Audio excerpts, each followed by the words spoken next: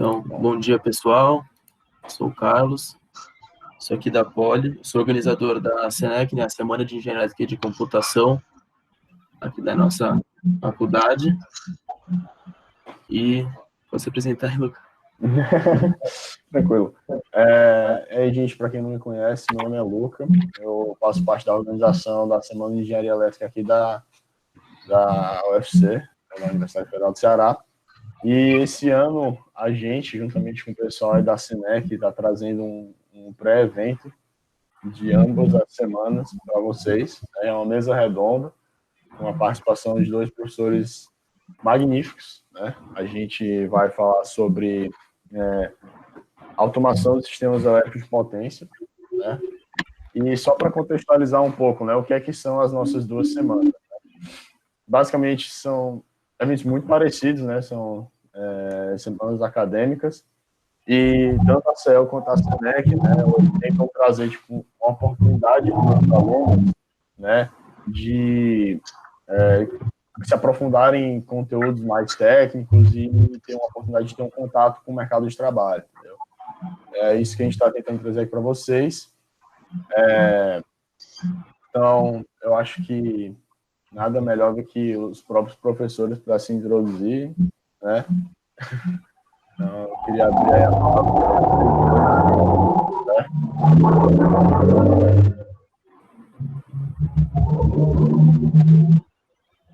A gente pode começar com você, né, Raimundo? Não sei se já que você vai falar. Tudo bem. Fica aberto. Se quiser falar, Giovanni, pode iniciar e assim eu entro. Tá bom, então deixa eu falar um pouquinho sobre quem sou eu. Eu me formei na Poli em 99, acabei integrando um grupo de proteção e automação de pesquisa do professor Eduardo Senger. Fiquei junto com o professor Senger até 2009, quando teve um concurso para professor lá na Poli. Eu tinha feito meu mestrado, eu me formei em 99, fiz mestrado em 2002, doutorado em 2006, sempre trabalhando com projetos de pesquisa, principalmente no âmbito dos projetos de P&D da ANEEL. Trabalhei em 15 projetos nesses 10 anos aí de formado. Comecei a dar aula antes de entrar na Poli, dava aula em 2 instituições privadas, aqui em São Paulo. Sempre trabalhei com pesquisa na área de proteção e automação, mais especificamente desenvolvimento de algoritmos de proteção, mas também dando suporte para o meu laboratório, para os outros professores que trabalham mais na parte de automação e protocolos de comunicação. O professor Senger se aposentou em 2017, eu assumi o laboratório desde então, e continuamos trabalhando nessa área tão interessante de pesquisa que envolve aí desenvolvimento de soluções para aquilo que eu considero a maior máquina construída pelo homem, que é o sistema elétrico de potência. Isso não é puxando a sardinha, não, mas você pegar o número de componentes e equipamentos e pessoas envolvidas, certamente é um dos maiores setores econômicos da humanidade. Tá? Eu tenho um número fresco na cabeça, que eu acho que só a área de distribuição, o faturamento do ano de 2018, na verdade, consolidado em 2019, foi da ordem de 200 bilhões de reais, tá? Só na área de distribuição. Então, não é um setor pequeno, gera muitos empregos, tá? E trabalhar com automação é interessante, porque você consegue otimizar esses sistemas e fornecer energia cada vez mais com um preço menor. É isso, Raimundo, passo a palavra para você aí. Okay. Obrigado à equipe organizadora do evento. Né? É um prazer estar aqui com vocês. Sim, meu histórico eu iniciei na empresa de energia em 85 ainda, e como técnico, depois terminei engenharia e fiz o mestrado, concluí em 2002, e a partir de 2002 eu tive uma proximidade muito forte com a Universidade Federal, trabalhando na Coelce, na época, Companhia Concessionária de Energia aqui de Ceará. E fizemos vários projetos de P&D. Em 2009, tive a oportunidade de fazer o concurso, havia terminado o mestrado, e ingressei como professor, né? Minha área na empresa, eu trabalhei em projeto de subestação, trabalhei na área de normas, elaborando normas, especificações técnicas, padrões, normas de relés, sistema de automação. E aí tive a oportunidade, nesse período, após privatização, de trabalhar com o grupo Endesa, né? Eles unificaram as especificações técnicas. E aí a parte de automação e de proteção, no setor de normas, eu tinha uma afinidade maior. E aí foi um período de muito aprendizado. Aí ingressei em 2009 na universidade, e aí o doutorado eu já terminei em 2017, tá? E foi sempre o mestrado na área de automação e o doutorado também. Okay? Então, é basicamente isso o que eu tenho a falar. Certo. Só comentar aqui como é que vai ser o esquema aqui do nosso evento, né? O professor Raimundo ele vai fazer uma breve introdução ao nosso tema abordado, né? Vai fazer uma apresentação aí. Em seguida, ambos os professores eles irão trazer alguns temas na mesa, certo? Eles irão discutir e tudo mais. E, por fim, nós iremos abrir para perguntas e respostas, caso vocês tenham, né? Nós iremos ficar monitorando aí o chat, tranquilo? Então, fique à vontade de perguntar e tudo mais, beleza? Também não esqueçam de seguir as nossas 2 semanas nas redes sociais, né, pessoal? O Instagram da CEL e a Facebook, o Instagram da Senec também, a gente vai colocar aí no chat também. Quem tiver interesse em acompanhar, as 2 semanas vão estar aí. A Senec vai acontecer agora de 14 a 18 de setembro, então fiquem atentos. E essa acho que vai ser um pouco depois, né, Luca? Isso, vai ser no início de dezembro. Perfeito. Então acompanhe as novidades aí, pessoal. E se o professor Raimundo quiser começar a apresentação do slide? Sim. Bem, na universidade, só complementando, atualmente eu trabalho no grupo de redes elétricas inteligentes com a professora Ruth Leão, tá? A gente tem vários trabalhos desenvolvidos. E a apresentação de hoje vai ser a evolução da estrutura da automação do sistema elétrico de potência. Então, é um tema bastante aberto e pode ser explorado em vários aspectos. Então, inicialmente, eu vou falar sobre uma breve introdução do sistema de controle em si, depois a evolução da automação no âmbito dos fatores que contribuíram para proporcionar essa evolução, a evolução do set de controle e depois a hierarquia da automação de uma empresa nos seus vários níveis, incluindo automação e distribuição. E, por último, uma visão básica, geral, de redes elétricas inteligentes, que o professor Giovanni pode complementar. Bem, o sistema elétrico, ele, na realidade... sim. É que o slide não está apresentando. Se o senhor puder voltar a apresentar o slide. Verdade. Então, não...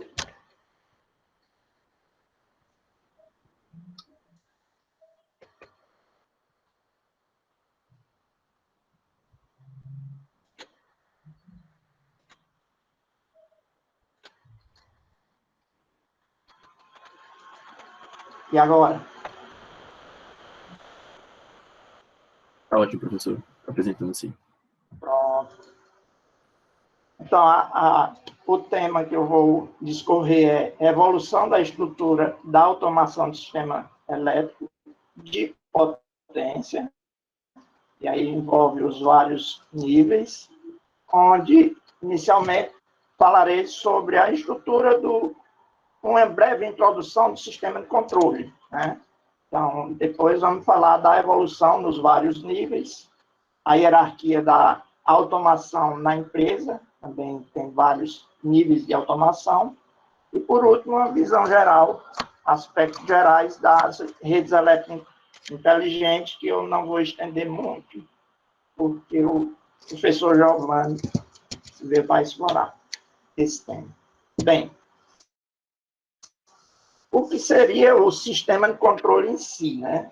Eu tenho um sistema elétrico e ele tem diversos equipamentos. Como o professor Giovanni colocou, ele é uma tremenda de uma máquina com muitos elementos e que, na realidade, é um processo que precisa ser controlado. Por quê?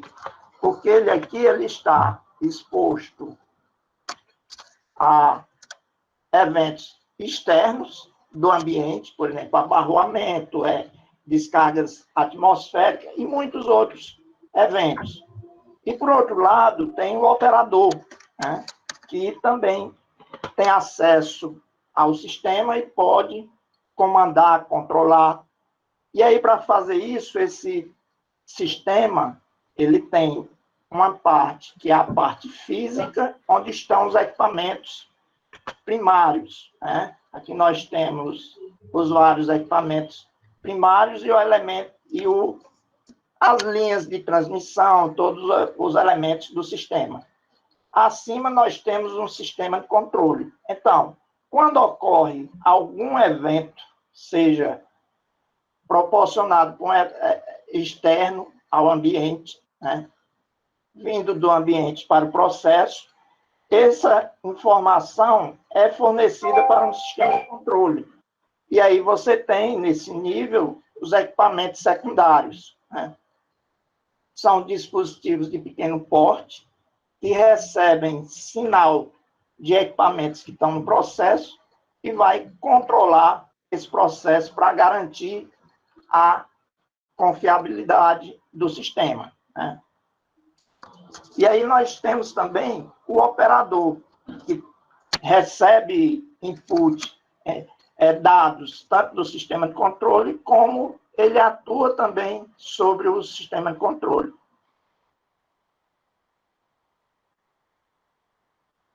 E aí, esse sistema de controle é representado fisicamente por símbolos, né? Então, eu tenho um gerador, uma máquina de grande porte, eu vou e represento isso por um símbolo. Se tem um transformador, um disjuntor, os equipamentos de controle e proteção recebem, por exemplo, a medição, sinais de TP e TC.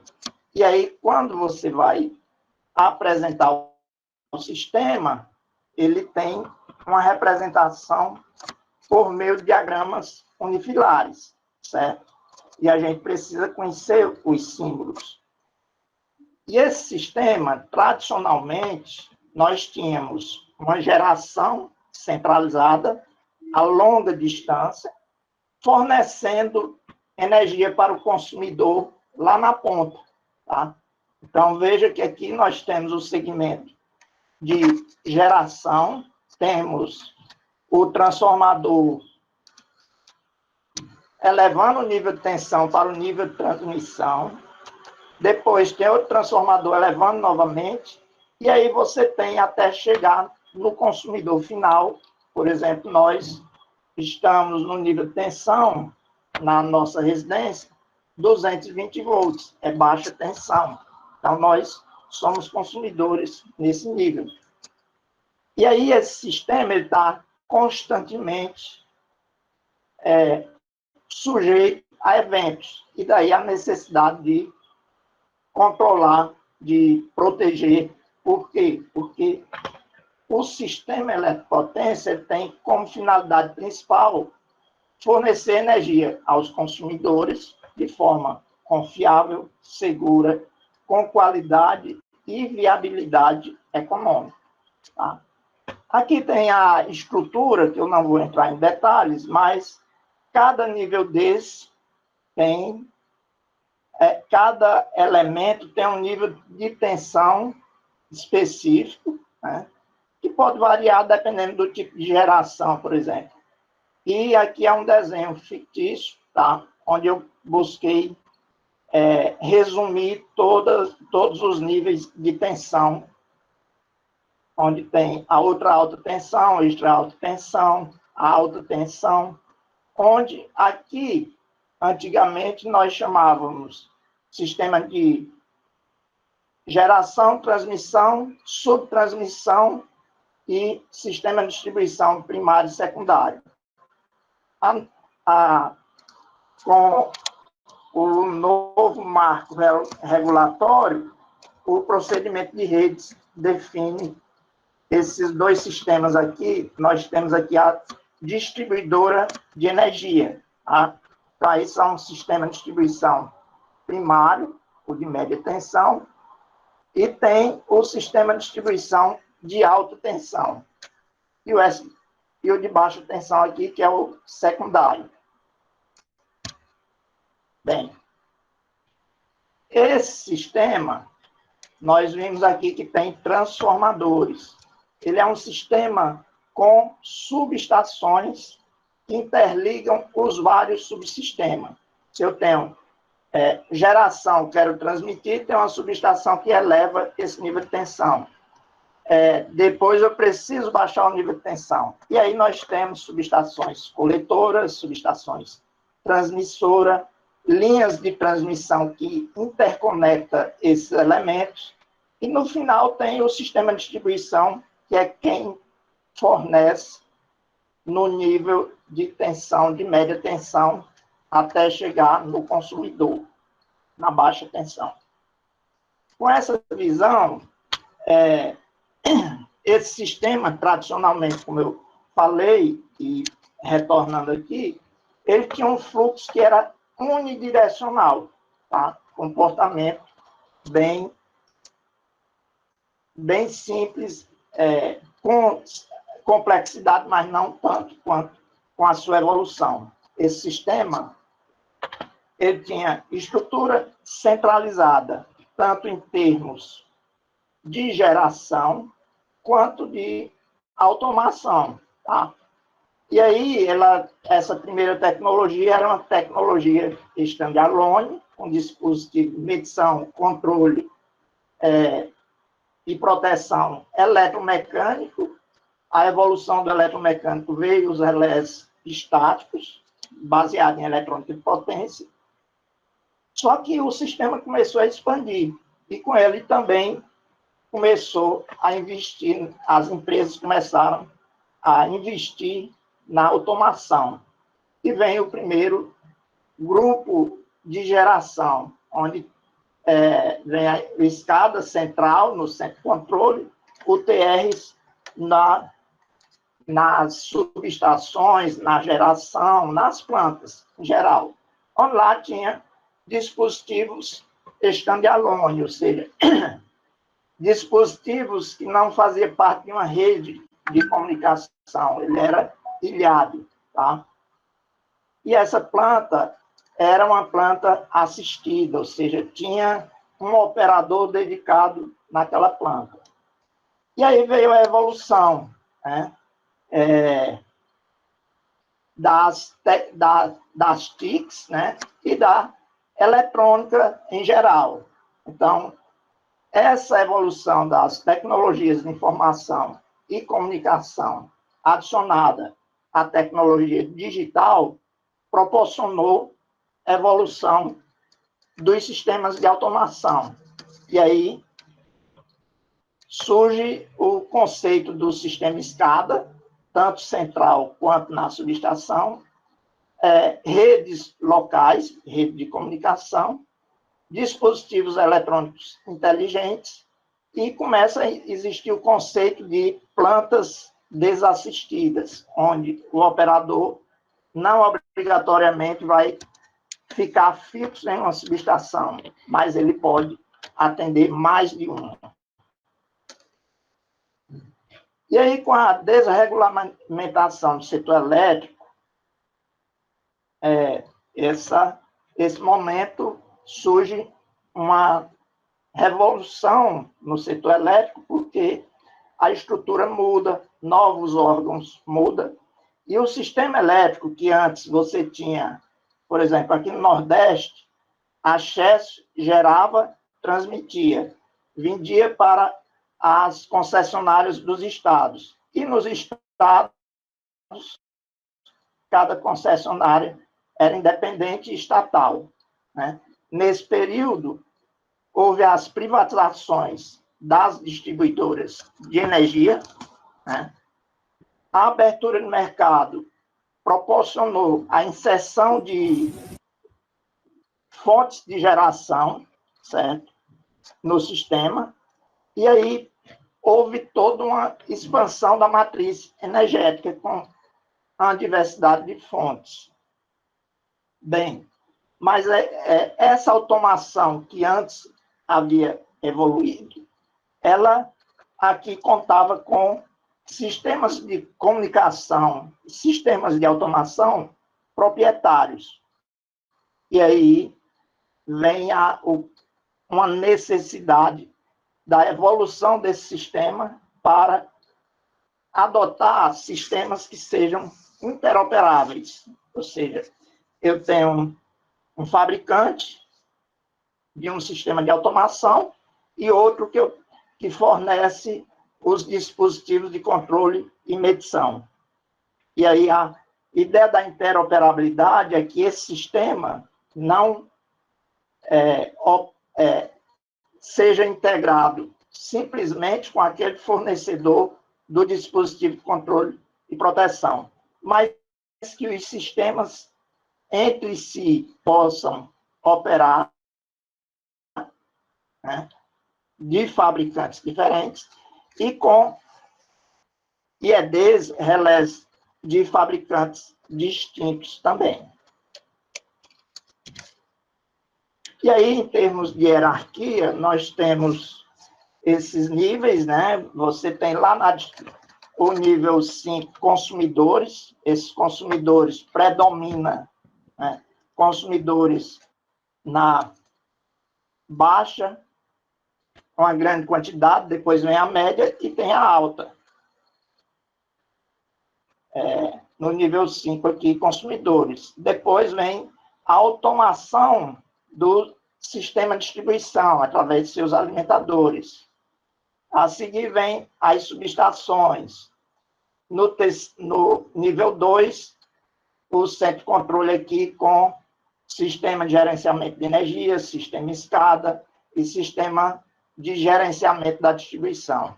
E no nível mais acima, você tem o sistema empresarial com base de dados que precisam também operar de forma integrada e interoperável.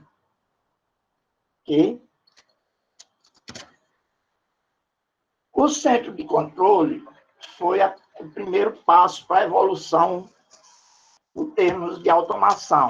Antigamente, a automação se concentrava no centro de controle, da geração, e as demais áreas da transmissão e da distribuição ficavam com relés eletromecânicos nas suas instalações e operadores locais coletando os dados. Bem, nessa época, inicialmente até a década de 60, a década de 50 aqui, os recursos eram limitados. Computadores analógicos, funcionalidades que se tinha era controle de carga, da frequência e o despacho econômico, né?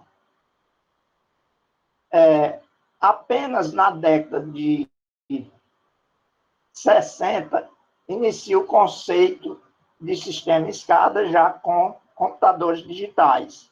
Só que aqui nós tínhamos o controle de automação da geração, certo? Que eu vou falar um pouco mais quando à frente, que tinha suas limitações. Então, veja que tanto nesse nível, nessa década, quanto nessa, predominavam unidades terminais remotas nas instalações. A partir da década de 70, houve uma evolução desse sistema. E de lá para cá, muitas evoluções ocorreram. Tá? E o que motivou isso? Foi um apagão nos Estados Unidos, que também vinha ocorrendo em outros países. Mas esse aqui foi o marco, né, onde um grupo, uma força-tarefa foi criada e propôs a expansão de mais computadores na área de planejamento da operação, né? E também o conceito de tempo real, que até então não existia. A partir da década de 70 que vem esse conceito de tempo real. O que seria tempo real? É você ter um sistema de automação integrado com equipamentos de campo e tudo que ocorrer no sistema elétrico, os dados vêm no momento em que ocorre, da ocorrência. E o outro enfoque aqui foi a segurança do sistema. Então, com isso, novos algoritmos, novos sistemas foram desenvolvidos aqui para o COS. E aqui é só uma noção do que é um sistema escada, né? Ali falou da década de 60. Então, o sistema escada, na realidade, ele é um software, né, que tem uma base de dados e tem a representação dos diagramas do sistema elétrico. Por isso que eu iniciei a palestra falando da simbologia, né? Então, aqui você tem entradas de linha, tem barramento, tem transformadores, certo? E esses códigos, ao longo do curso, vocês vão dominando.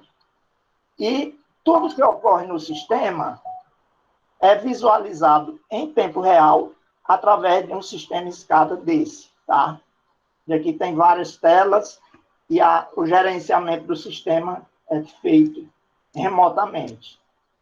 Bem, nessa hierarquia aqui, nós temos um nível embaixo de uma subestação. Essa subestação aqui já é uma subestação moderna. A gente vai observar que não iniciou dessa forma, ou seja, aqui tem uma rede local, tem uma unidade central, tem um GPS. O GPS tem a função de colocar todos os relés no mesmo nível, na mesma base de tempo. E no nível superior aqui da subestação, os dados podem subir para o centro de controle, tá? Onde no centro de controle tem vários operadores, tem equipe de supervisão, tem engenheiros, certo? Uma equipe grande que controla. Então, aqui dá para ter uma ideia da estrutura hierárquica. A subestação, por exemplo, de uma empresa de energia, ela tem integração com o centro de controle também brasileiro, onde tem o operador nacional do sistema, que é responsável. Então, dependendo do tipo de equipamento que existe na instalação, se ela causa impacto, essa informação é integrada diretamente ao centro de controle. A subestação, aqui é de uma distribuidora, ela fornece energia para os consumidores de distribuição. E aqui eu apresento 2 níveis de automação também. Nesse primeiro aqui, você tem dispositivos inteligentes, certo? Com capacidade de comunicação e outras características mais, que permite fornecer os dados diretamente para o centro de controle da distribuição. E aqui você pode ter funções inteligentes que, por exemplo, recomposição automática. Pode haver uma falta, o equipamento detecta, fornece a função inteligente, esse sistema inteligente detecta o local e isola o trecho afetado. Ainda pode recompor o sistema, dependendo da configuração. E aqui nós temos o mais comum na baixa tensão, que é, por exemplo, faltou energia no seu bairro, né? Como saber que faltou energia, como a concessionária vai saber? A partir da ligação dos clientes. E aí tem o teleatendimento integrado ao centro de controle da distribuição, e a partir daqui é feito o despacho da equipe para identificar o local da falta e isolar o problema. Ok? Aqui é só a visão do que seria esse centro de controle acima, tá? Esse aqui, de uma subestação, onde esse é um antigo, tá? É uma versão aqui de 2004, onde existia a subestação 69 3.8, nível de distribuidora de tensão da distribuidora em alta e média, que é a subestação, tinha um sistema de automação moderno. Essa parte aqui na traseira, ela é, o fundo aqui, é a representação da rede, né, de toda a rede elétrica da capital de Fortaleza, representada por, com todos os equipamentos, chaves, alimentadores, tudo mais, representada na própria parede, né? Era assim que a distribuição. Então, você vê aqui o nível de automação na subestação e um outro que é o sistema de distribuição ainda sem automação. Aqui já é um centro moderno, né, onde você tem várias funções, né? Então, aqui, por exemplo, tem o operador tem várias telas, certo? Em uma ele tem acesso a informações gerais, depois depois tem o nível de tensão do sistema, alarmes, e ele pode, em cada uma delas, o diagrama unifilar, em cada uma delas ele colocar o que bem entender. Então, esse aí é o centro de controle, que, por exemplo, aqui no Ceará, nós temos na Enel, o centro de controle no próprio prédio da Enel, ali na Padre Valdivino, fica no segundo andar. Já esse centro de controle, ele está recebendo dados de tudo que ocorre no sistema do Ceará. Então, tem subestações na região sul, Juazeiro, Crato, tudo que ocorre lá, tem sistemas e escadas, tem relés inteligentes. E aí, lá nessas subestações remotas, ela tem uma estrutura de automação, né? Nós vimos aqui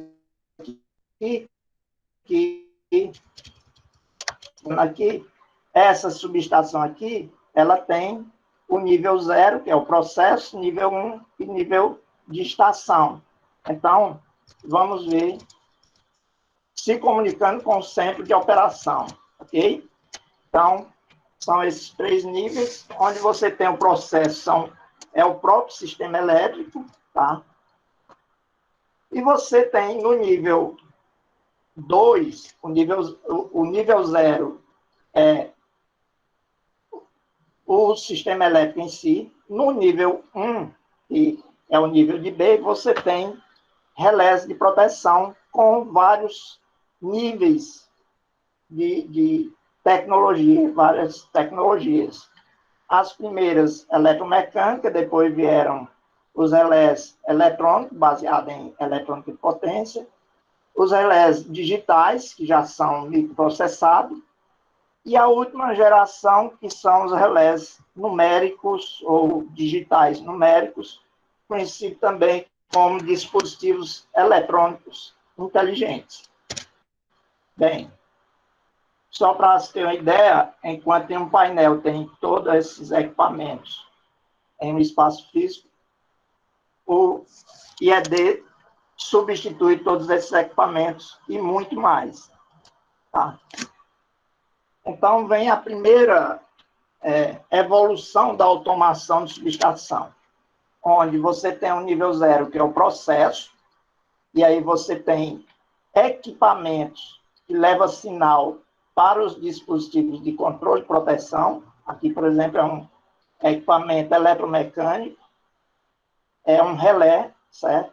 Ele recebe sinal de TC, mas pode receber também do TP. Não nesse caso, que é um relé de sobrecorrente. Mas, enfim, nós temos aqui no processo equipamento com a função de baixar o nível da grandeza elétrica para levar o sinal para um dispositivo. Esse dispositivo vai ocorrendo, ele atuando, vai uma informação para o TR e depois para o centro de controle. No nível 3, o centro de controle pode atuar sobre essa UTR e a UTR comandar, por exemplo, a abertura de um equipamento em campo. Isso que eu estou falando pode ser uma instalação em Fortaleza, como pode ser uma instalação remota. E aí veio o conceito dos relés numéricos ou dispositivos eletrônicos inteligentes, e eles são multifunção, tá? Então, por ser multifunção, ele é microprocessado, então ele já tem display, ele tem LEDs para indicar o que ocorreu no sistema, e tem várias funcionalidades interessantes. Opa! E aí ele recebe o sinal de TC e TP, transformadores de corrente e de tensão. São equipamentos do processo responsável por baixar o nível da grandeza elétrica. E aí, mais uma vez, usando o símbolo, eu tenho aqui um processo, né, onde tem disjuntor, tem TC e tem TP. Esses dois equipamentos levam sinal para um relé. Esse relé atua comandando o disjuntor. Então, sempre que falta energia na sua casa, às vezes um bairro inteiro, é porque um relé de proteção comandou a abertura de um equipamento de disjunção. Pode ser disjuntor, religador. No futuro vocês vão conhecer esses conceitos. E quando ele abre, ele disponibiliza informação através de entradas digitais para o relé, né? O relé tem porta de comunicação que você pode, a partir de um laptop, implantar o ajuste nele, fazer a parametrização. E ele também tem porta de comunicação para uma rede de comunicação local, certo? E aqui tem vários IEDs com esse padrão. Esse dispositivo aqui, através da rede de comunicação também, os relés se comunicam com o sistema SCADA no nível 2, que também tem um terceiro nível acima, ou até mais níveis. Então, aqui é só a estrutura do que é um IED, né?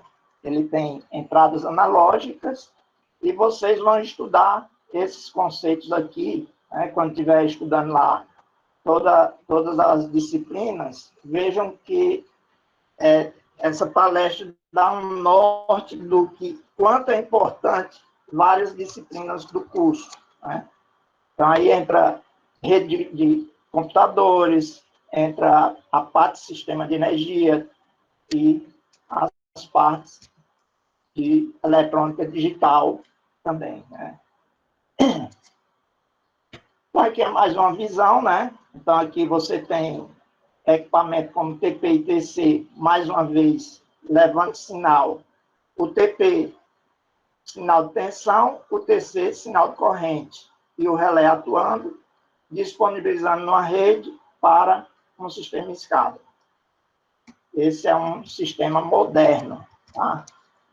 Aqui nós temos, nesse nível, nós temos o processo com os equipamentos. Depois, nós temos unidade de controle de posição, que são relés digitais. Esse nível também, dependendo do fabricante, ele vai chamar unidade de controle local, tem várias nomenclaturas, mas se resume em dispositivos inteligentes que se comunicam com a unidade central, e aí, nesse nível, você vai integrar com o sistema SCADA do COS. E aí vem um conceito de modernidade já evoluída de tudo isso, onde nesse ponto aqui eu tinha uma automação de equipamentos, onde eu tenho vários equipamentos desses, tá? Mas eles não se comunicavam entre si. Surge aqui, então, com a norma IEC 61850, o conceito de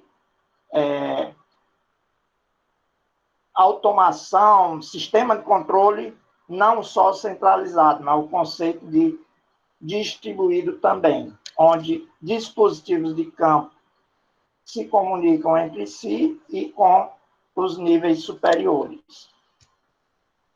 E aí a rede elétrica inteligente, que aí esses dois pontos, por último, o professor vai explorar com mais detalhe, o professor Giovanni, onde o que caracterizava antes uma rede tradicional, onde tinha uma geração centralizada fornecendo para os consumidores remotos, com um fluxo unidirecional e clientes pouco preocupados com a conta de energia, hoje você tem uma revolução com o conceito de redes elétricas inteligentes, a matriz energética sendo expandida, né? Então, hoje você tem desde um carro elétrico a uma fotovoltaica, eólica e várias fontes ligadas nesse sistema e em qualquer ponto, baixa, média ou alta tensão.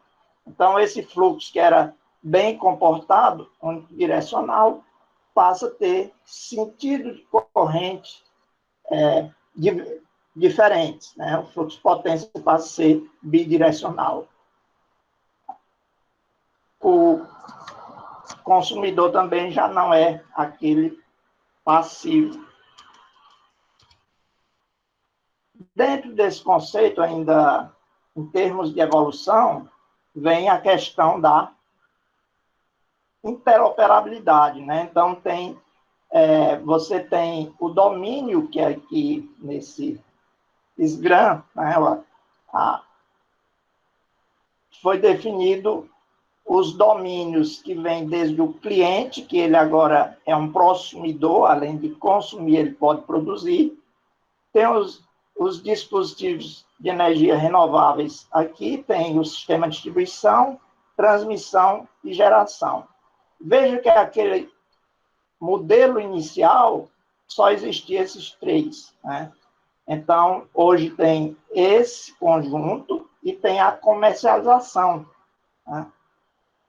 Nesse nível, aqui tem as zonas de automação. Então, você tem o processo, tem o nível de campo, que é o nível de BEI, onde aqui estão relés, medidores, unidades de controle. Tem uma rede de comunicação integrando com a unidade central. Depois vem o centro de operação. Depois vem, naquela escala anterior que eu apresentei, a automação interna à empresa e externa à empresa, e tem o mercado, que é a parte de comercialização.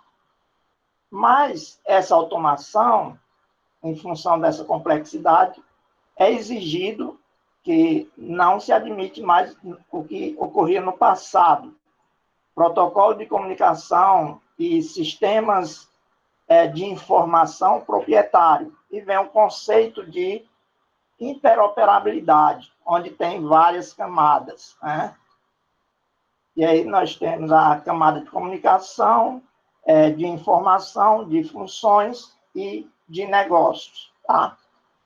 Então, minha palestra eu encerro por aqui, agradeço a todos e vamos iniciar o diálogo aí sobre o tema.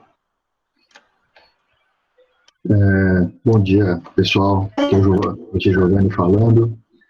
Eu queria só complementar algumas coisas que o professor Raimundo falou, se vocês me permitem.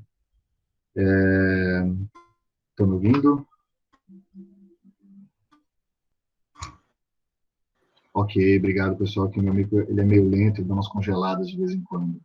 Eu vou apresentar aqui a minha tela, professor, se você me permite.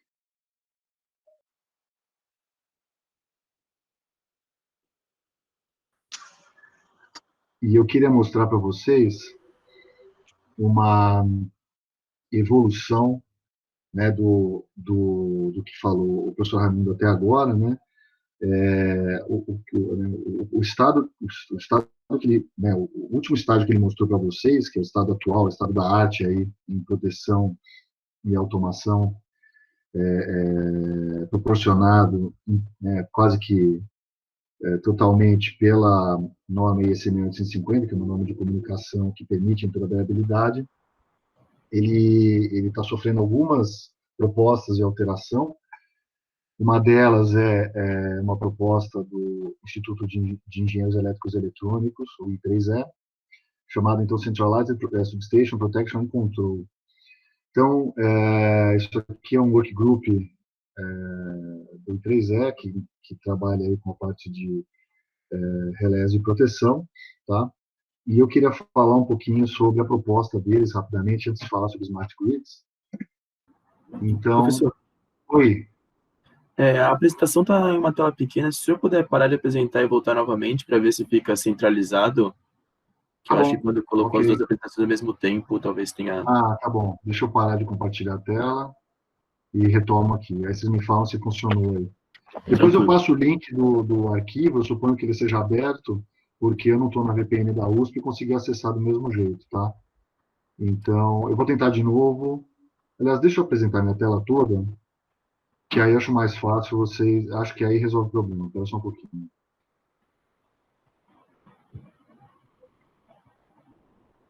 Estão enxergando aqui agora? Sim, professor. Tá bom. Então, o que o professor Raimundo chegou, na verdade, mostrar para vocês é isso daqui, tá? Quer dizer, você tem no processo equipamentos capazes de fazer a medição das grandezas de interesse, a grande maioria delas se resume a tensão e corrente, né? Eventualmente você pode ter outras grandezas, como pressão de óleo em transformador, etc., mas essencialmente tensão e corrente é o que o engenheiro elétrico sabe mexer. Você tem no nível de BEI, que seria o nível da concentração das informações dos equipamentos, do processo, ou seja, da rede básica, você tem os dispositivos eletrônicos inteligentes, protegendo o equipamento todo, tá? Aquele BEI todo.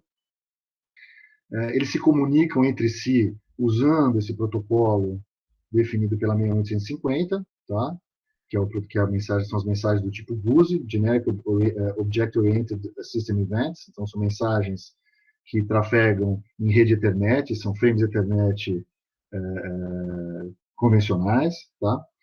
Os equipamentos eletrônicos que estão conectados nos equipamentos primários, eles podem se comunicar com essa rede de EDs aqui, também usando a norma IEC 61850, é um outro tipo de mensagem GOOSE, é uma mensagem GOOSE do tipo Sample Values, definida no capítulo 9 dessa norma, e as informações vão para cima, né, para o centro de operação e controle, usando outras normas, tá? Pode ser a própria 1850 ou pode ser outras normas, né? DNP3, que é uma norma muito usada nos Estados Unidos, Modbus é usado nos setores industriais, a 870 da IEC é usada muito na Europa, né? E essas informações todas trafegam nessas redes para alimentar os sistemas de gerenciamento da distribuição, de gerenciamento energético, os sistemas que estão vinculados aqui à gestão de ativos, né, os sistemas de GPS. Bom, aqui o sistema de GPS pode ser o que fornece informação para informação temporal para os equipamentos, para os GEDs, ou eventualmente que fornece informação de posição para os ativos das concessionárias. E esses outros equipamentos aqui que estão em campo, né? E existe uma proposta, né, que está sendo já foi bastante discutida, né? Essa proposta aqui, na verdade, é uma proposta de final de 2015, começo de 2016, mas existem alguns fabricantes que já estão migrando para essa estrutura aqui. Tá? É um avanço da estrutura original que é permitido essencialmente pela comunicação onipresente que existe hoje e, obviamente, pelo protocolo IEC 1850 que permite a interoperabilidade. Então, a ideia é você ter no nível de processo aqui, né, próximo aos equipamentos primários, as merging units, né, que são as unidades eletrônicas capazes de medir informações captar informações dos equipamentos primários, fornecendo todas essas informações para computadores com alta capacidade de processamento, que podem se encontrar dentro da subestação ou no próprio centro de comando, conversando com esses equipamentos no nível de processo via rede de comunicação, e você embarca todas as soluções de automação e proteção e controle, supervisão, etc., como processos dentro desses supercomputadores.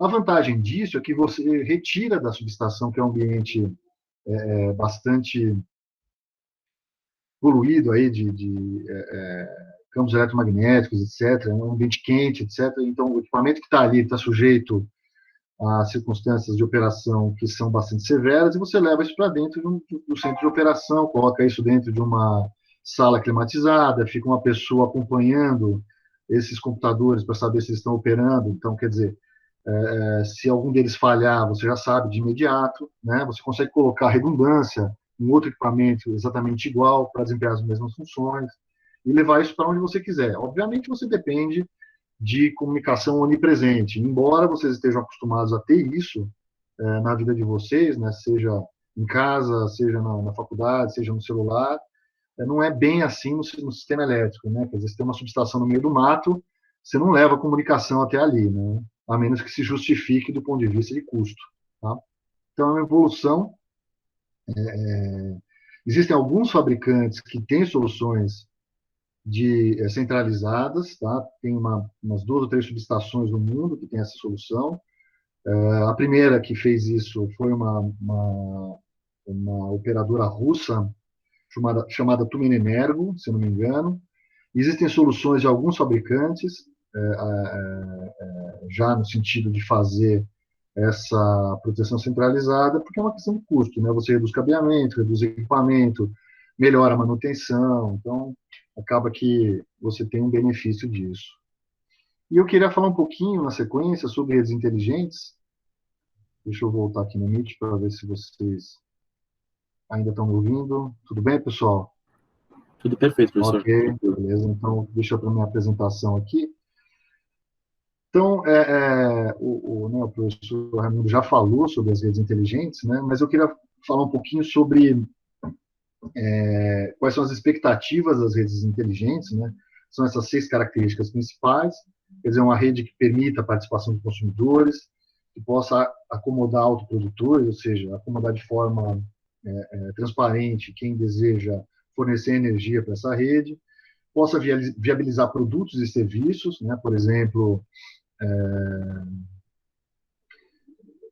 fornecer energia para locomoção, né? Com veículos elétricos, a questão da qualidade de energia, otimizar ativos, quer dizer, manter o ativo funcionando pelo maior tempo possível, fazendo as manutenções preventivas e, eventualmente, preditivas, para que ele permaneça funcionando sempre na sua melhor condição, e que a rede seja resiliente a distúrbios, que ela possa identificar rapidamente os distúrbios, manobrar a porção defeituosa, que ela possa ser reconfigurada e continuar atendendo a maior quantidade possível de consumidores. Tá? Esse tipo de característica não é nenhuma novidade para a rede interligada, para a rede básica brasileira. Ela é bastante nova quando se fala em distribuição, porque a distribuição, embora seja a última milha, né, da conexão do setor elétrico com o consumidor, é aquela que acaba sendo relegada em segundo plano quando se fala de automação, proteção, etc. Mas é importante a gente tentar dotar as redes de distribuição dessas características, né? Eu queria mostrar para vocês, um pouquinho antes disso, isso é uma apresentação que eu fiz no ano passado, acabei pegando aqui, tem umas coisas interessantes. Eu queria mostrar para vocês esse gráfico aqui, especificamente. Vocês estão enxergando isso aqui, pessoal? Conseguem enxergar os números aqui? Tá, eu não sei o que são quadrilhões de BTU, mas isso aqui é energia, tá? British Thermal Units, tem uma relação com quilowatt-hora, tá? Um dia vocês descubram aí e me falam o que é. Mas o que eu queria mostrar para vocês, isso aqui é o setor elétrico americano, o quanto eles capturam de energia para converter em eletricidade e depois fornecer para os consumidores finais, tá? Então, eles perdem aqui mais do que 50%, isso é perto de 60% só na conversão de eletricidade. Então, embora o sistema seja muito melhor do que qualquer outro sistema de transporte de energia, ele ainda é ruim. É claro que aqui o problema tem a ver com os ciclos térmicos, que não dá para fazer mágica, né? Você não consegue um rendimento melhor do que 50% nos ciclos térmicos. Mas é uma coisa a se pensar. Será que o ciclo térmico é o melhor a ser utilizado para conversão de energia? É uma dúvida que eu tenho. No Brasil, isso aqui é bem melhor, tá? Não chega a 20%, porque a gente faz uso de eletricidade proveniente de fontes hídricas, né? Então, se a gente conseguir incorporar o solar e o eólico, a gente escapa bastante desse cenário, que é um cenário muito ruim. E esse cenário, obviamente, está em todo o mundo industrializado, né? Exceto alguns países afortunados, como o Brasil, alguns países europeus que têm disponibilidade de água, tá? Mas o resto do mundo tem mais ou menos essa perda na conversão de eletricidade, né? Isso acabou motivando em parte, as redes inteligentes. Então, o problema, né, como tudo, em setores consolidados, como o setor elétrico, o problema é conseguir fazer mudanças, tá? Isso aqui é uma notícia de jornal do desligamento da última instalação em corrente contínua em Nova York. Se vocês olharem aqui, o ano foi de 2007. A primeira instalação em corrente contínua em Nova York, do Thomas Edison, foi em 1882. Então, isso aqui foram 125 anos depois do desligamento de uma instalação que ainda usava energia nos moldes do Thomas Edison. Tá? Se eu não me engano, isso daqui tinha a ver com energia para funcionamento de elevadores num conjunto habitacional. Eu não sei exatamente a história disso daqui, mas é alguma coisa desse tipo. Tá? Então, aí a gente tem um setor que precisa ser melhorado tecnologicamente, mas, ao mesmo tempo, ele é bastante lento nessas mudanças. Né? Bom, as redes elétricas inteligentes são redes que vão usar novos materiais, vão fazer uso de dispositivos eletrônicos inteligentes, sistemas de comunicação onipresentes e ferramentas computacionais para ampliar o desempenho dos sistemas, essencialmente no que se refere, então, à produtividade, eficiência energética, qualidade e desempenho ambiental.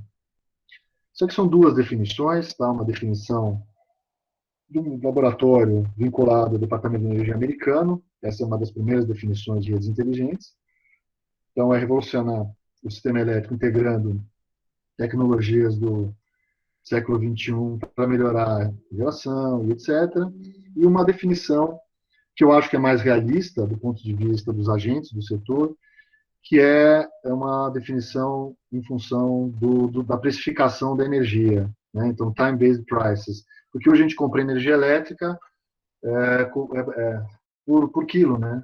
É estranho isso. Você compra pelo quilo da energia elétrica, não pelo custo de produção, né? É como se você entrar no supermercado, encher o carrinho de, sei lá, ração de cachorro, pesar e pagar, encher de caviar, pesar e pagar, e dando o mesmo peso, paga a mesma coisa, né? E não é bem assim no setor elétrico, né? Ele é um setor que gera eletricidade a preços variáveis, porque cada usina produz eletricidade, cada usina que produz eletricidade produz com determinado combustível e tem seus próprios custos, né? Então o custo de eletricidade varia ao longo do dia e a gente cobra uma tarifa monômia, né? Então eu acho que o principal, quer dizer, o que mais move a indústria hoje é realmente fazer a mudança na tarifação de eletricidade. Mas o que está por detrás disso, então, é essa figurinha aqui, né? Então, resiliência de distúrbios, você conseguir reconfigurar a rede o mais rápido possível, reduzindo os consumidores afetados pelo desligamento, e a gente sabe que na distribuição, na hora que todo mundo fica sem energia, né? É permitir que o consumidor participe da rede, então é você fornecer uma tarifa horária para o consumidor e ele, ao longo do dia, decide se vai consumir eletricidade ou não, né? Acomodar autoprodutor, quer dizer, o consumidor ele pode também produzir eletricidade, ter abatimento na sua conta, e acomodar de forma transparente, né? Você não exigir que esse autoprodutor seja um engenheiro elétrico para entender como é que ele faz a conexão, né? Que ele possa simplesmente conectar com base em normas bem definidas, procedimentos bem estruturados, e a partir disso, então, contribuir para melhorar esse panorama aí de perda na conversão de eletricidade.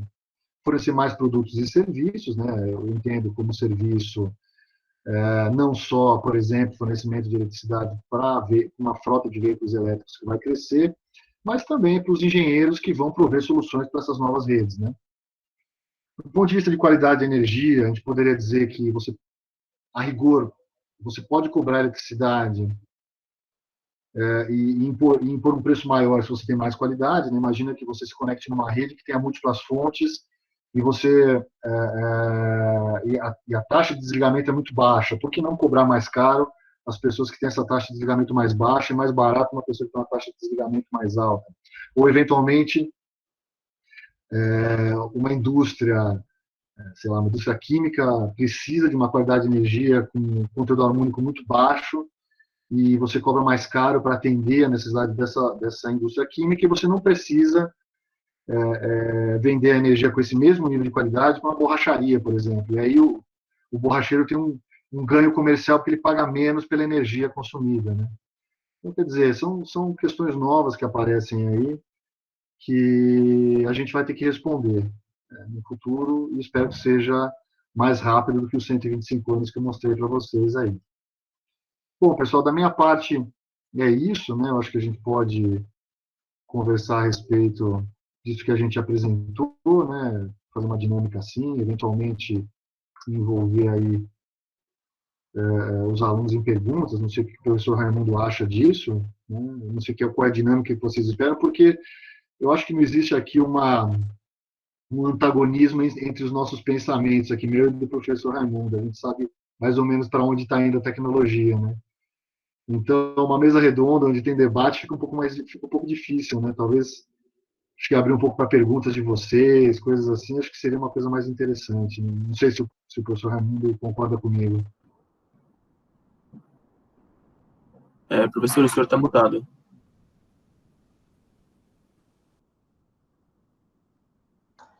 Concordo, é isso mesmo. Eu acho que colocar perguntas, as dúvidas de vocês vão fomentar acréscimo ao que nós vamos falar. Por exemplo, o que o professor falou, tem a questão da rede elétrica inteligente, você tem a expansão do carro elétrico, né? Então, tem vários aspectos que podem fomentar dúvidas. E aí vocês pensem, coloquem aí à vontade. Bom, primeiramente, muito obrigado pelas apresentações, professores, foram ótimas. E eu anotei aqui algumas dúvidas que já surgiram no chat, ficaram um pouco mais para cima. Então, eu vou repassar para os senhores, ok? Primeira dúvida foi, essa automação, né, nos sistemas elétricos poderia ser utilizada para facilitar, de alguma forma, um futuro sistema de transmissão ou distribuição de energia que não utilizasse fios?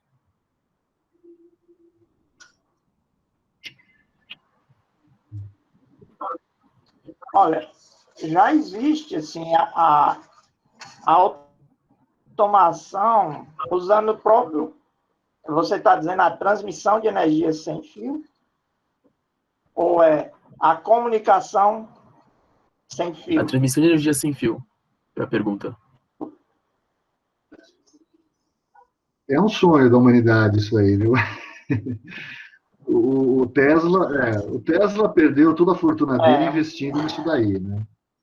A história dele é meio triste porque ele morreu na miséria. Na verdade, não morreu na miséria porque o JP Morgan deu um quarto para ele morar num hotel em Nova York, mas ele gastou boa parte da fortuna dele com isso. É tudo uma questão de rendimento, você entendeu? Quer dizer, você consegue fazer transmissão? Consegue. Tem uma transmissão sem fio na Finlândia, que foi inaugurada aí recentemente, né? Deve ter sido no último mês. Quando eu me formei, 20 anos atrás, existia uma tentativa de energizar uma ilha no Rio Sena, na França, também usando micro-ondas, né? O rendimento é baixo, você não tem o condutor, você não tem a energia sendo transmitida por condução, você tem por irradiação, você vai ter perdas enormes ali, né? Você entendeu? Então você tem que, se você estiver disposto a pagar essas perdas, tudo bem, faz parte disso, né? Existem projetos que são malucos, assim, por exemplo, você tentar fazer convecção na Lua e transmitir micro-ondas para a Terra. Se você colocar, por exemplo, a Lua, se você colocar um veículo na Lua que pega, né, com líquido dentro, e uma parte pega só, outra parte não pega, você consegue fazer convecção ali dentro, e girar uma turbina. E ali é brutal o negócio, porque não tem atmosfera, né? Então, quando você está no sol, é muito calor, quando você está no escuro, é muito frio. Eu vi coisas, eu vi projetos, não projetos malucos, gente boa falando sobre isso, entendeu?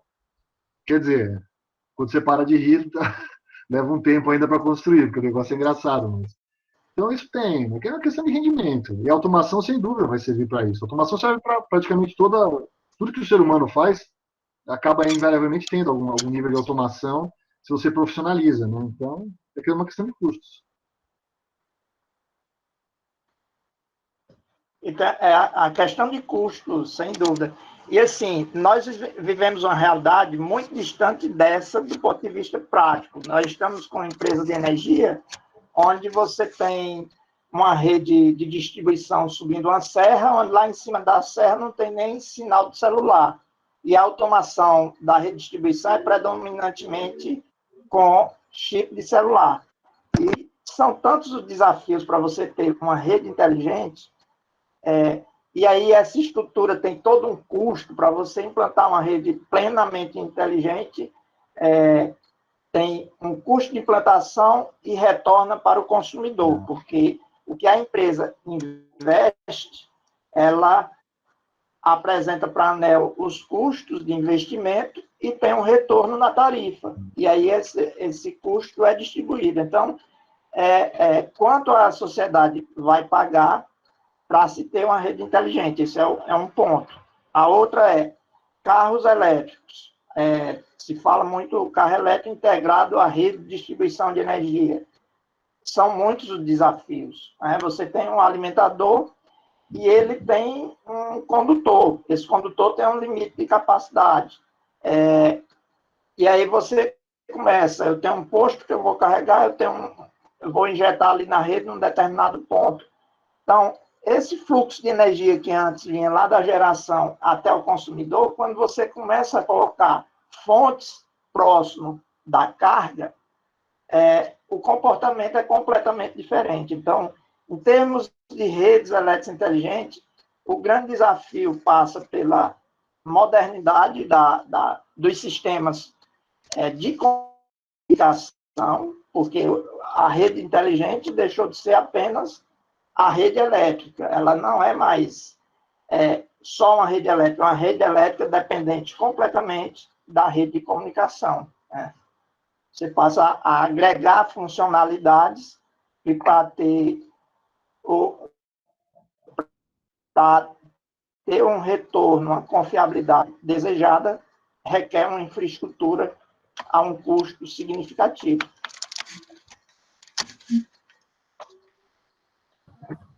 Muito bom.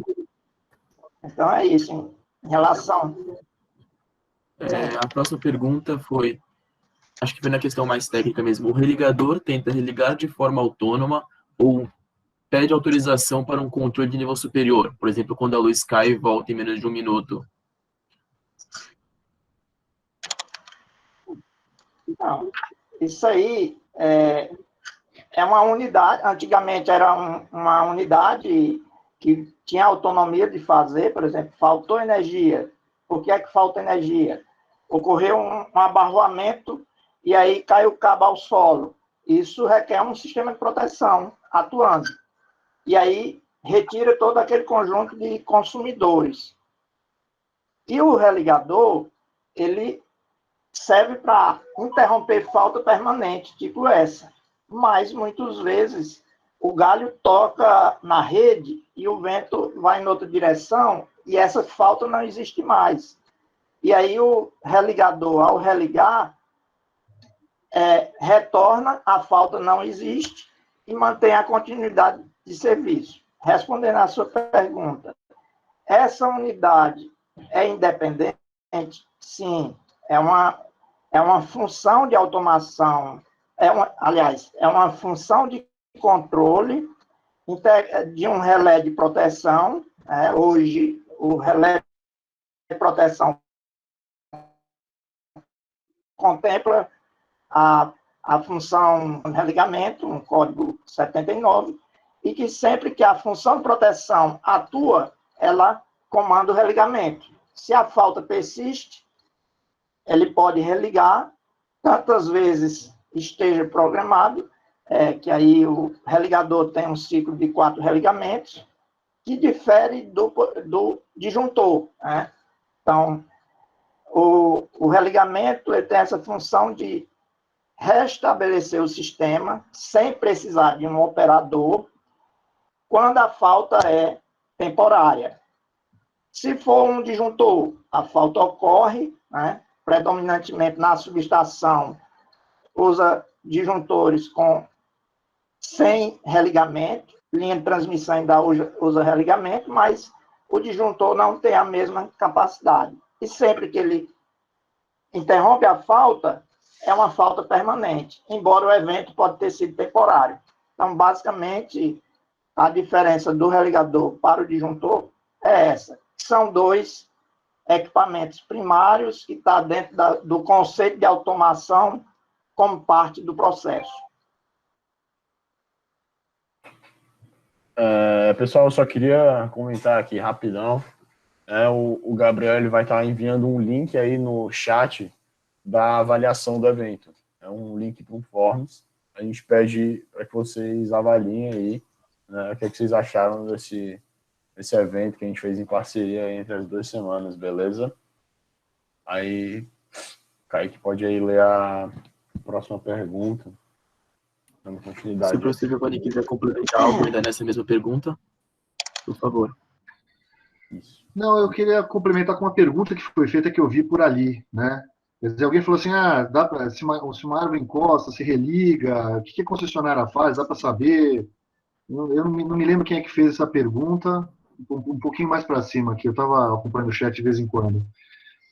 Então, quando você tem um sistema automatizado de localização de faltas, mesmo que a falta seja transitória, né, tem essa natureza que o professor Raimundo falou, que a árvore desencosta, religa e aceita o religamento, se você tiver um sistema automatizado, ele pode armazenar as ocorrências, né, e, eventualmente, se ocorre muito numa determinada região, mandar fazer a inspeção da rede. Essa inspeção da rede pode ser simplesmente olhar se tem isolador sujo, né, ou, eventualmente, olhar se tem árvore próxima da rede. Aí você faz a poda da árvore, né?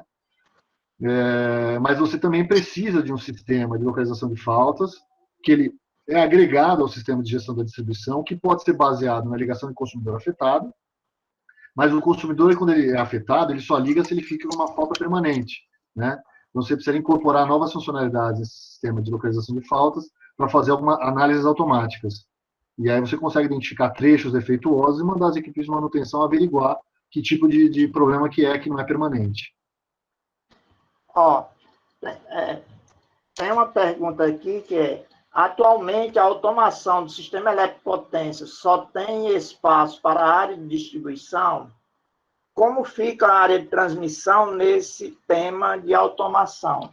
Assim, teve um dos slides que eu apresentei, onde o centro de controle da empresa está integrado com o sistema de operação do ONS, que é o Operador Nacional do Sistema.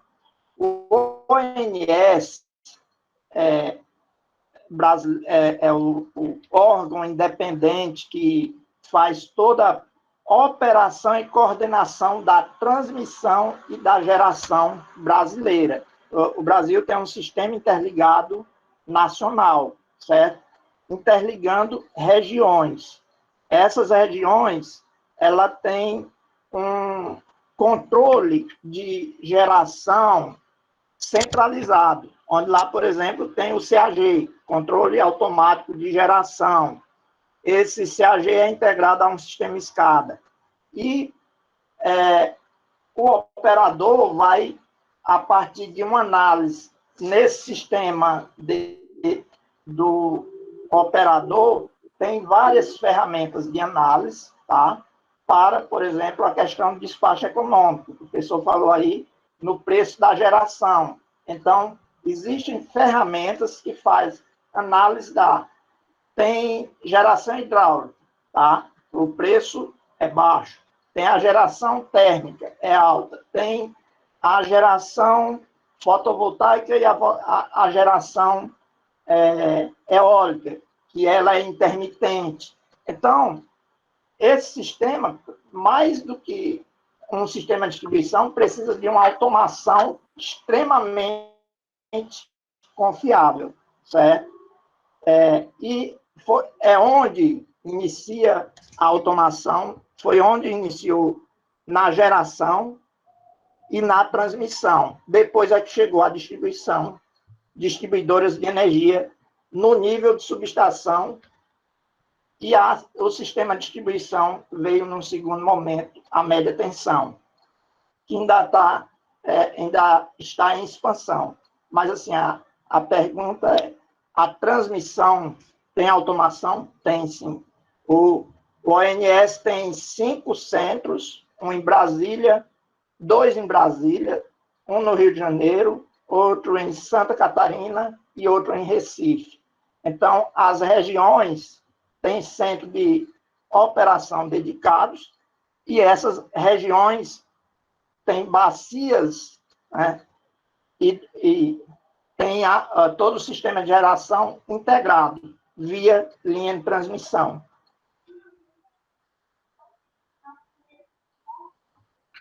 Só para complementar aqui, quando começaram a falar sobre redes inteligentes, isso machucava o ego de quem trabalhava com transmissão. Porque na transmissão a rede é inteligente há muitos e muitos anos. Tá? Eu diria uns 60 anos, senão você não conseguiria operar a rede. Né? Então, a inteligência tem na geração. A inteligência era mecânica antes, não era eletrônica. Né? Como é que você faz o controle, por exemplo, de velocidade numa máquina que produz eletricidade? O quanto você põe de água na máquina? Não é uma pessoa que fica lá abrindo e fechando o registro. Né? Se fazia com um sistema mecânico baseado nos pêndulos de Watt, por exemplo. Então, a inteligência sempre teve. Né? Começou na geração, porque é mais fácil você dotar a geração de inteligência, depois você precisa operar uma rede de forma desassistida. Isso começou aí na década de 60, como falou o professor Raimundo. Né?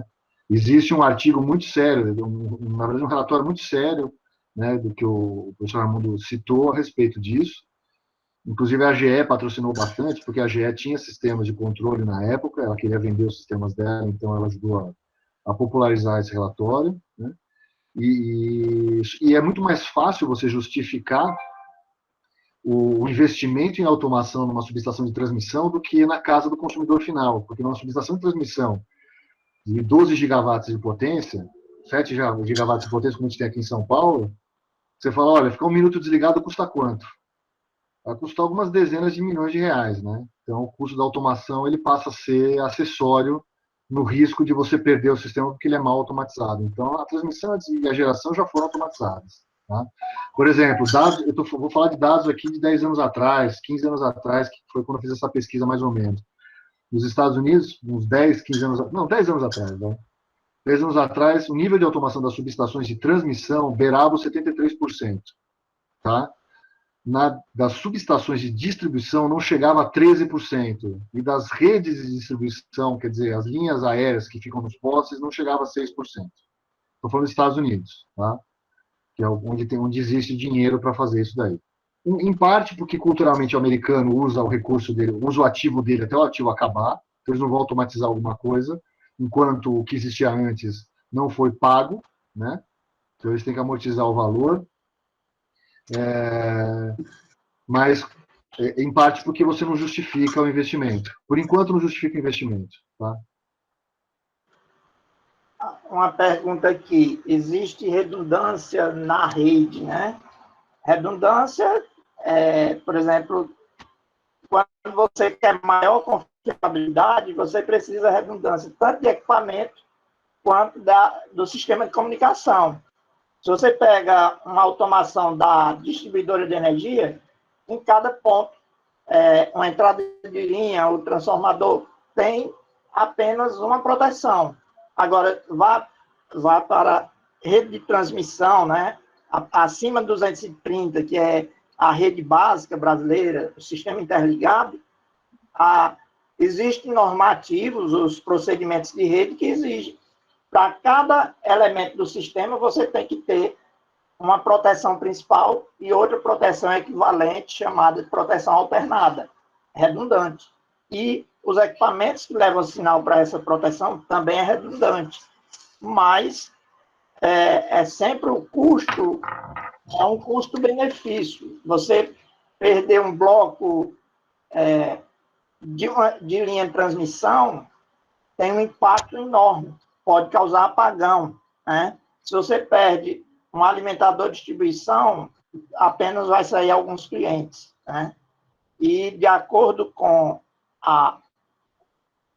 o sistema, o investimento no sistema depende da característica dele e da sua importância, tá? Complementando com uma informação, em 2016, na rede básica brasileira, para quem não sabe o que é rede básica brasileira, são todas as linhas de transmissão de nível de tensão igual ou superior a 230 kV. Tá? Então, isso a gente chama de rede básica e está debaixo do operador nacional do sistema. É ele que coordena tudo que ocorre nessa rede, inclusive os geradores que estão conectados a ela. Então, nas linhas de transmissão da rede básica, que hoje tem mais ou menos 150 mil quilômetros, ao se somar todas as distâncias de linha, são 150 mil quilômetros de rede, houve, no ano de 2016, cerca de 6 mil ocorrências que a gente nem ficou sabendo. Ou seja, o sistema ele é bem redundante, de modo que uma ocorrência, ou seja, um curto-circuito numa linha de transmissão, não produza nenhum efeito expressivo para quem está conectado a ela. Claro que se o evento produzir outros curtos-circuitos ou outros desligamentos, como falou o professor Raimundo, a gente pode entrar em colapso e ter um desligamento maior, né? um blackout. Né? O sistema brasileiro hoje, ele ainda consegue fazer corte de cargas, ou seja, se numa determinada região você tem menos oferta de energia do que a demanda por ela, você consegue cortar cargas para tentar manter o sistema ainda estável, fornecendo energia para as cargas prioritárias, digamos assim. Né? Mas ainda assim você pode entrar em situações de blackout e desligamentos maiores. Né? Normalmente a gente fala em tempo real e as gerações só se dão conta do que é tempo real no setor elétrico quando vão descobrir que se você não desligar uma linha importante de 500 kV em menos de 80 milissegundos, quando ocorre um curto-circuito, o sistema está em risco de colapso. Então, o tempo real, nesse caso, eu estou falando de 80 milissegundos. Né? Então, o sistema opera com esses tempos de atuação. Né? Então, isso então, são todas as redundâncias, etc., que garantem isso. A gente está disposto a pagar por isso para ter energia onipresente nas nossas casas. Né? É o preço que se paga.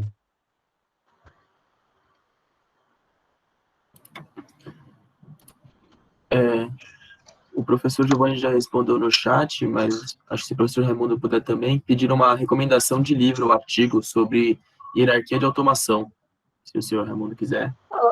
O livro do professor Jardim é a única literatura nacional que nós temos, e, assim, apesar de ter alguns anos, ele ainda não contempla hoje o IEC 1850, mas e aí, tanto o professor Giovanni como eu também entrei na aventura da supervisão e controle esse semestre, tá?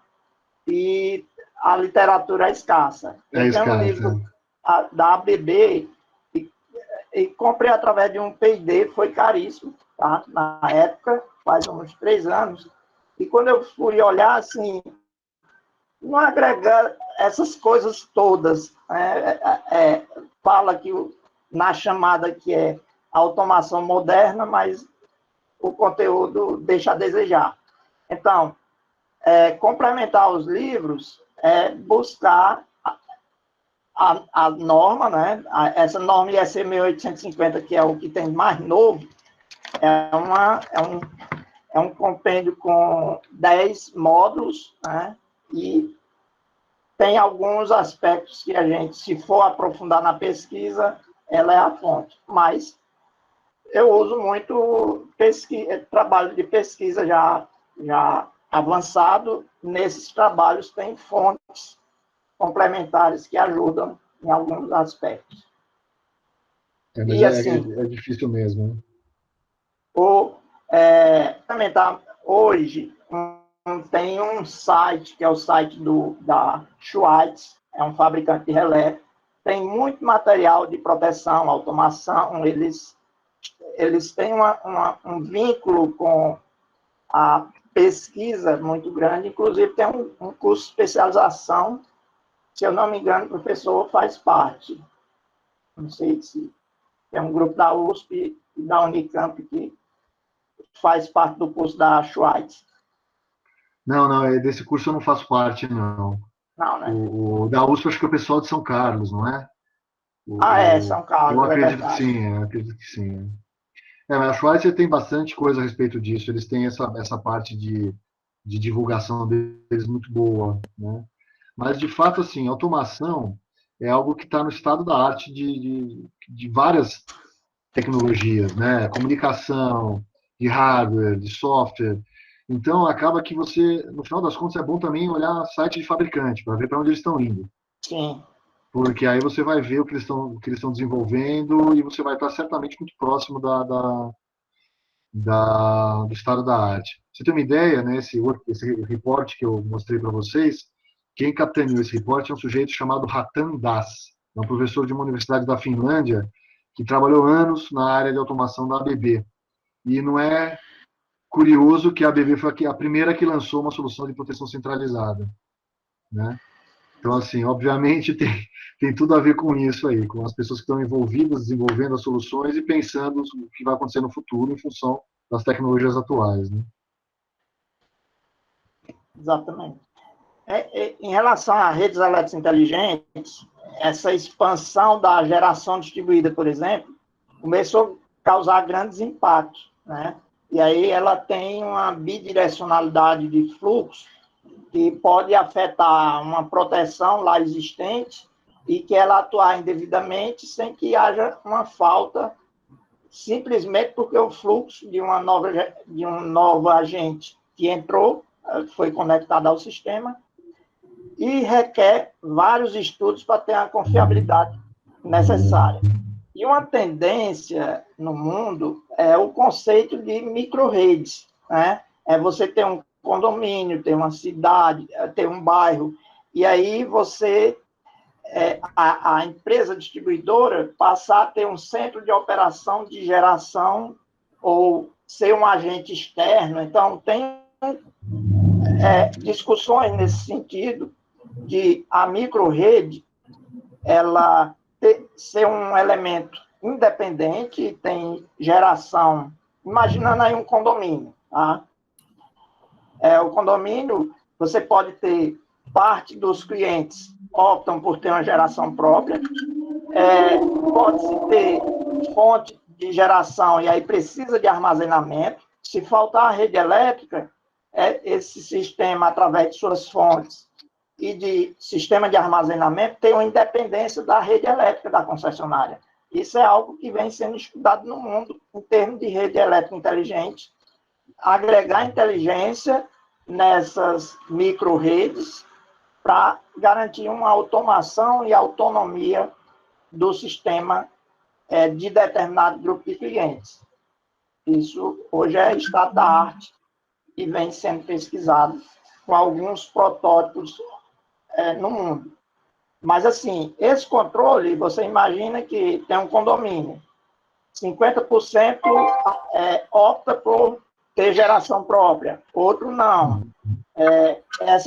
Quem tem a geração própria não vai querer fornecer para quem não está conectado, não está dentro do grupo.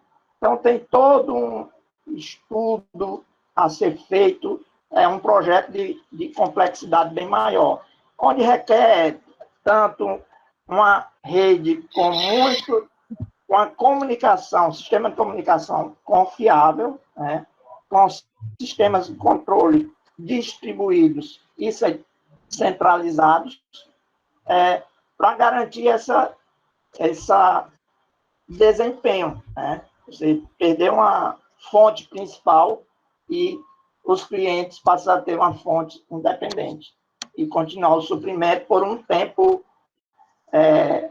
determinado também.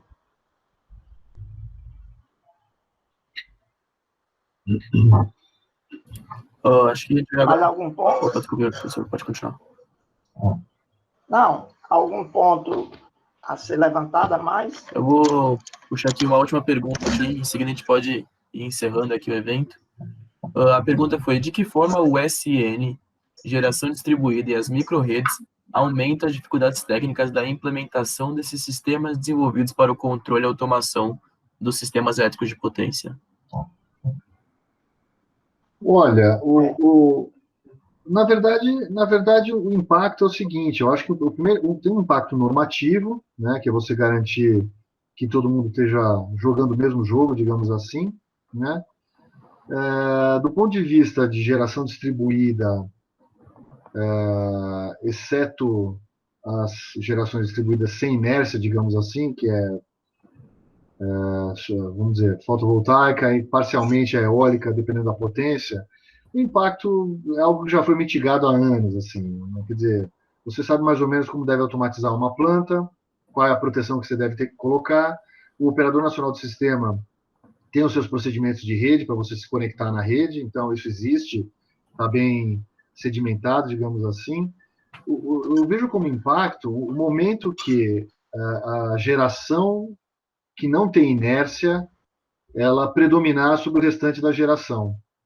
Porque todo o controle e proteção hoje é feito levando em consideração essa questão da inércia do sistema. Quando eu tenho um curto-circuito numa linha de transmissão, a usina de geração ela continua fornecendo energia para esse curto-circuito. Você precisa retirar a linha de serviço, porque você não vai parar a máquina, né? Não tem como frear uma máquina do tamanho de uma máquina de Itaipu, por exemplo, né? Quer dizer, não tem como frear aquilo ali. Então, você faz o controle tomando essa premissa como verdadeira, que o sistema tem inércia, né? Na hora que você não tem mais essa inércia, que a energia vem do sol e você simplesmente injeta por meio de um conversor eletrônico, você tem novos desafios. Eu acho que o desafio maior é a manutenção de estabilidade, não tanto a automação do sistema, mas mais o controle de despacho para a manutenção de estabilidade. Quando a gente fala de manutenção de estabilidade, a gente fala em manter os 60 Hz bonitinho ali ao longo do dia, né? Então, esse é um problema que existe. E acho que um problema normativo, né? Estabelecer as regras de ligação, porque quando você não consegue armazenar energia, por exemplo, você quer despachar para recuperar o investimento. Você recupera no despacho, né? Então, durante o dia faz sol, você quer despachar para a rede, né? E normalmente durante o dia a energia é mais barata do que à noite. Então, o que acontece? Em países que compartilham a mesma rede, esse tipo de operação desfavorece alguns países em detrimento de outros. O que acontece na Europa, por exemplo? Né? Hoje em dia a Alemanha ela tem 30% da sua capacidade, da sua demanda que pode ser atendida virtualmente pela capacidade de geração solar, só que isso acontece durante o dia. Então o que faz a Noruega? Ela bombeia água para cima durante o dia, comprando do mercado de energia a preço baixo. E à noite, que a Alemanha precisa de volta, ela vende de volta para a Alemanha a preço mais alto. Isso parece engraçado se fazer, mas não é. Isso se faz a Suíça faz isso há 120 anos. Ela usa os lagos que ela tem ali nos Alpes e faz isso há 120 anos. Ela se mantém em superávit comercial só vendendo eletricidade para o resto dos países, porque é um país pequeno, tem uma disponibilidade energética muito maior do que a sua capacidade de consumo, então ele exporta energia. E isso é isso que vai acabar acontecendo, entendeu? Me antecipei ao professor Raimundo, desculpe, professor. Não, tranquilo. Respondeu satisfatório. Não tenho nada a complementar, não. Acho que então é isso, pessoal. Queria agradecer muito a participação dos dois professores, professor Raimundo e professor Giovanni. Muito obrigado. Foram ótimas apresentações, ótimas respostas. Muito obrigado mesmo por trazer essa presença. Eu que agradeço o convite, pessoal. É sempre bom estar em contato com os alunos, especialmente nesse momento aqui de isolamento total. E é sempre bom eu falar um pouco sobre aquilo que eu gosto de falar e discutir as coisas, as percepções que eu tenho sobre o setor, né? Então, estou aí disponível para perguntas. Se você quiser passar, Carlos, para eles, meu contato, pode passar, tá? Então, se tiver mais respostas a dar, eu respondo assim que possível. E é isso. Agradeço mais uma vez aí.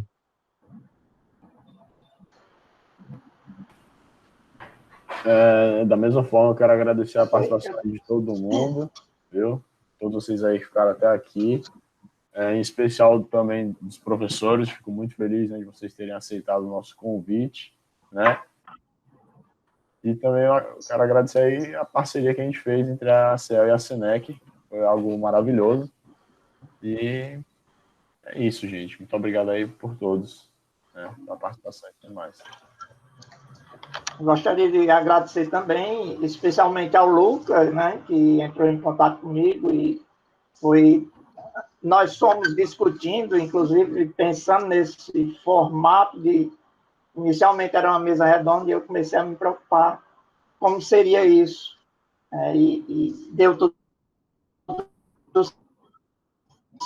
certo, foi muito bom. Você soube ouvir e orientou bem o grupo. Aí foi muito bom, muito proveitoso, assim, um momento de aprendizado, de troca de experiência. E sempre que precisarem, estarei à disposição. Tá? Muito obrigado mesmo, gente. Obrigado por todos que compareceram aí.